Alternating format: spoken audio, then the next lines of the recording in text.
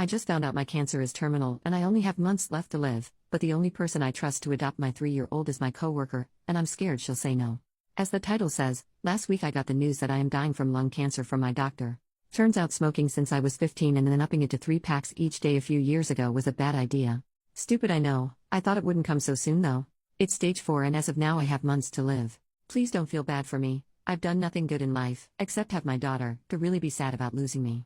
I have no family because I grew up in the foster system and aged out at 18. My daughter's father is in prison for serious crimes that even if he got out he wouldn't be allowed to be in her life.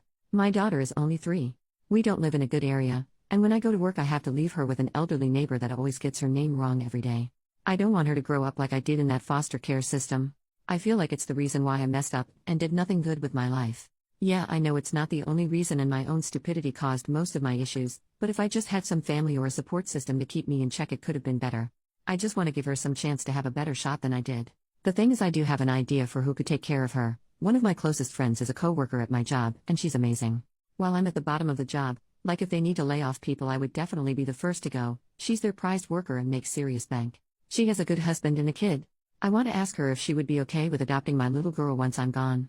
But I know it won't go well.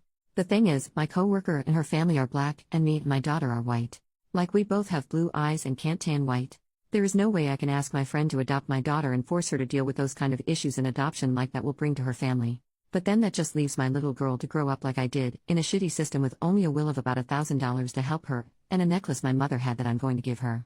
I don't know if I should bite the bullet and ask my close friend if she is willing to take my daughter, or just suck it up and try to work as hard as I can to get as much money into my will for my girl. But either way, I failed as a mother.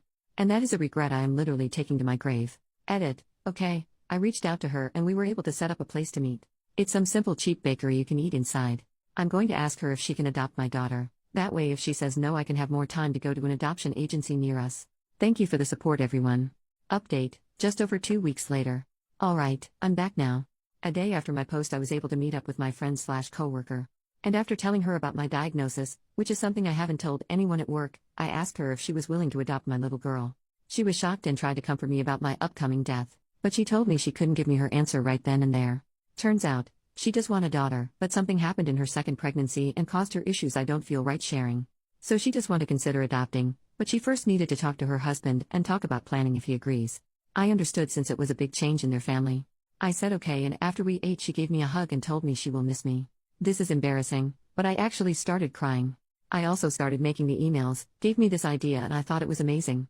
So I created an email for my daughter and started pre-recording videos for stuff. It's nowhere near ready, but I already have some ideas and recorded some videos for her birthdays and some big life events like first crushes and prom and first job. Sad to say, but I realized planning it that most of the videos will be don't do what I did. My friend reached out to me a few days ago and said that after having a long talk with her husband, they both are considering it. Apparently they do this thing where after talking about a huge change in their lives they'll come to something to agree on and then wait for a while, and if they're still on the same page then it sounds like a good idea. She did tell me that it wasn't a yes though, there are some issues they want to fix first. She said that while they both really like the idea, they barely know anything about my little girl. Her husband and 6-year-old son haven't even seen her, and while she has seen and heard about her, it's for me.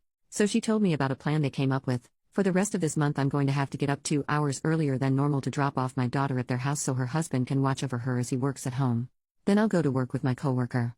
This way her husband and son can get to know her. She also said she wants us to celebrate Christmas with them, so that's something to look forward to in the future. I've already done it yesterday, and when I went to go pick up my little girl she was the happiest I've ever seen her in a long time. My friend's husband said that they went off on the wrong foot in the start. He said she was really scared sometimes and didn't want to play with their son yet, but since it was their first day he thinks she'll get better. We did it again today and he said she mostly watched their son play, but it was already better than yesterday. So that's what's happening right now. I'm scared this will be for nothing, but at the very least now my daughter is getting better at their house for now. So even if they say no in the end she already has some better memories than when she was with me. Relevant comments. Commenter, sending you so much love sweetheart. I hope you're able to enjoy your little girl and find peace knowing she'll be with a loving family, and even if it ends up not working out, you did and are doing your best to provide her with the best possible future. Just a recommendation with the email, get a backup or backups for the videos. Be it a CD, USB, online backup or others. I have an email I use to receive only, and it goes directly to my mail app on an iPhone, so I don't directly log into the account on Gmail. Well, I got an email some time ago that since there's been no activity on the email for a few years, that the account would be closed in a few months. So I just sent myself a few emails, but it may happen. So please get a backup, because she'll definitely appreciate it. OP, thank you. I'll try to do backups in any videos. I think if my friend says yes after all of this, I'll tell her about email deletion so she could help stop that from happening. That does scare me, is doing all of the emails and having them lost before she can see them. Commenter number 2. I know I'm only an internet stranger, but as a mom, I'm proud of you. You don't have much, but everything you do have is focused on your baby girl, and that's what makes a great mom. One thing I will say to add to the email idea: if you can, grab some loose sheets of paper or a small notebook and write down your favorite recipes, including all the things you add that make it something only you've made. Give that to her, because one day she'll be happy to say, I made my mom's food. Write down little happy things you come across in the time you have left, not in email form but in your own handwriting, because she'll treasure that in years to come if it's a tangible link to you. Write down places you like to go, favorite color, favorite music, things like that. Little pieces of you so she'll have something to physically hold on to when times get hard. OP, I was thinking of writing a letter for my little girl's 13th birthday. The only thing I have from my mom is this necklace that has been with me. I don't know what it is, but it has a lot of curls and hoops with a pretty almost clear stone in the middle. I was going to write a letter explaining the necklace is from her grandmother, and now since she would be old enough it's going to be hers. I do have recipes I know she loves. That would be an amazing idea. She loves my egg salad sandwiches, so that's one recipe I'll write down. Thank you. Second update, 1 month and 1 week later, I'm back again. I'm sorry for being gone so long, a lot has happened and this will be my last post. So this is going to be long sorry. First, I started feeling real sick days after Christmas. My whole chest was hurting like someone was hitting it with a hammer over and over, and I was coughing up blood. My best friend was terrified that I caught something, because the doctors have said that me getting sick right now could be deadly, so we had to go to the doctor. Thankfully I didn't get anything, it was the symptoms getting worse. Also thankfully at the time I was still at work, so I didn't have to pay much for the bills. Yeah, that was another terrible thing that happened to me recently. After that trip to the hospital, my work called me in private. Remember how I said that if something were to happen I would be the first to go? Guess what? The bosses were telling me how they couldn't keep me there as I'm dying because it wouldn't feel right, and how it's apparent to them my illness was slowing me down and forcing my coworkers to work harder to make up for me wouldn't be fair and all that. I know I was just causing more problems to my coworkers since I got diagnosed, but I didn't think they would complain about me to my bosses. I'm so stupid for that. Of course I was being a pain. I was hoping to still be with them to the end of the month so I could pay my apartment rent. And I had barely enough money for bills, rent, groceries, public transport, and hospital bills. This is where my best friend / former coworker comes in. After testing out caring for my little girl for a few weeks and spending a big holiday with them, she and her husband actually agreed to adopt her. She was telling me about some of her plans, and I told her it would probably be for the best that my daughter moves in with them. She asked me why, and I told her our work fired me and I wouldn't be able to care for both of us with so little money. She told me we both could move in with them. They have plenty of guest rooms I could pick. I swear I tried to say no. Her family was already doing so much for us, I felt like this was too much. She told me I could be a huge help for them living there during my last months. Her husband could use the help looking after her as he works. I can help them decorate and fix up her new room, show them the foods my daughter likes to eat. So I promise I'm not going to be a bother to them, and we are hard at work getting the needed papers together for the adoption after I'm gone. Besides, me living there could help my little girl become more comfortable in her new home. And guess how wealthy her family is? They have a personal family lawyer. When I haven't been feeling sick, we've been working with him to make sure the adoption goes through. Okay, after all of that, I do want to share some other fun news. Christmas with them was probably the best Christmas my daughter and even I have ever had our entire lives. My friend's family had like 5 Christmas trees in their entire house. Thanks to my friend, I was able to make a really special Christmas gift for my daughter, a Build-A-Bear. Well, it was really a bunny, but still. I made a voice recording telling her how much I love and will always try to keep her safe. And my friend knows about the emails. I'm almost done with them actually, just a few more left. I gave her the password to both the email and this Reddit account so once I pass she could delete this one. Sorry, but I've been getting so many messages, I don't want people to message me when I'm gone. And about the messages, I've gotten a lot since I updated. Apparently my story was shared on TikTok. That's cool. It's weird I've gotten so many people reaching out to me and messaging me wanting to talk. I've never had that happen in my life. It's funny how it happens once I'm dying. Tons are saying how if my friend said no they would love to adopt my little girl. Thank you, but thankfully my friend did say yes. But if you still want to adopt, please reach out to a foster care system in your state. There are still children struggling in the system going through what I did. Give those kids the life I could never have.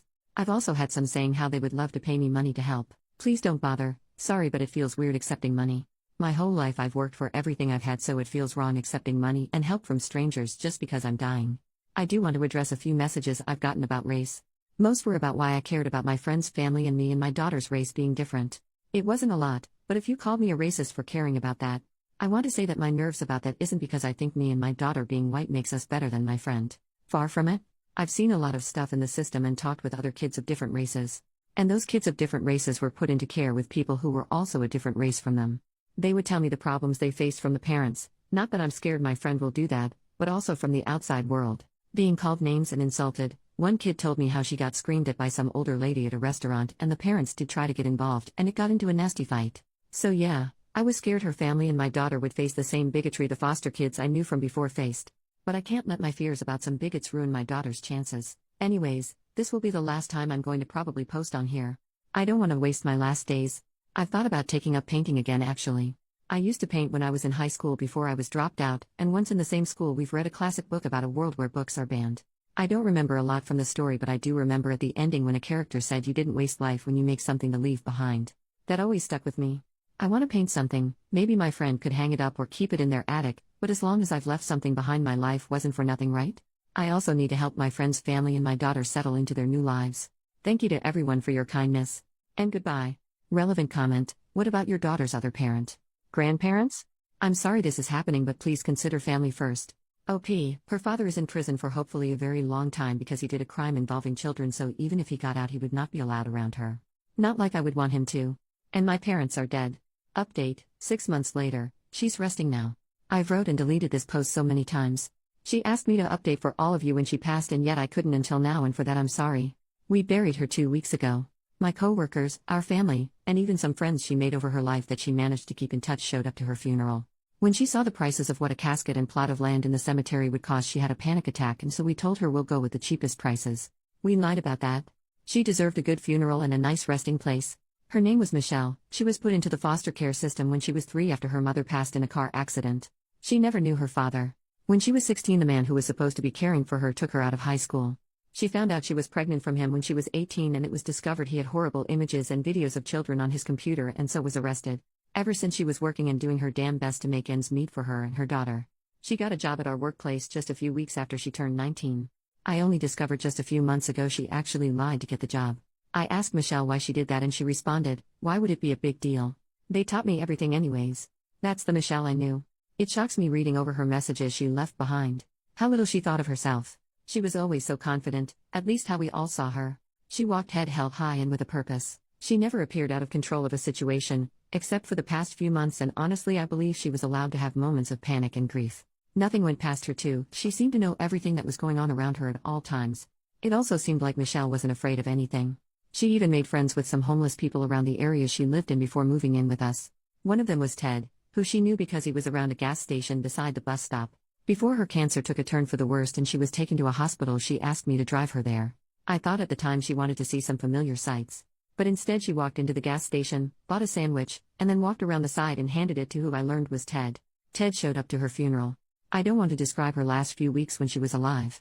It was in the hospital and she was so weak and frail. Just not like her. We visited her as much as we could. Our children hated seeing her in such a state though.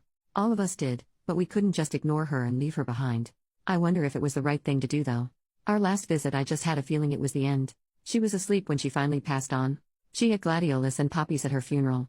We all loved the meaning behind the gladioli flower, and she picked poppies because she loved calling our daughter her little poppy. We painted little poppies on her bedroom walls. She keeps asking us where her mother is. And always sleeps with the bunny Build-A-Bear Michelle made. Michelle never got to finish her painting, but I think that makes it more special. We're gonna hang it up in our daughter's room when she gets older. The emails are finished, and she's going to see her first one on her 4th birthday. We have all the letters and recipes she was able to write down tucked away in a safe location. Like the painting, we'll give them to her as she grows older. We also were able to apply our daughter for full Social Security survivors benefits, and we'll be putting those into a savings account for future college or life use. That's all I can think of right now. According to Michelle's wishes, I'll be deleting this account in a few weeks. My husband and I promise we'll raise our daughter to the very best we can and make sure she is as loved as Michelle loved her. Thank you all for your kind words and support. Final update: Michelle's account has been deleted.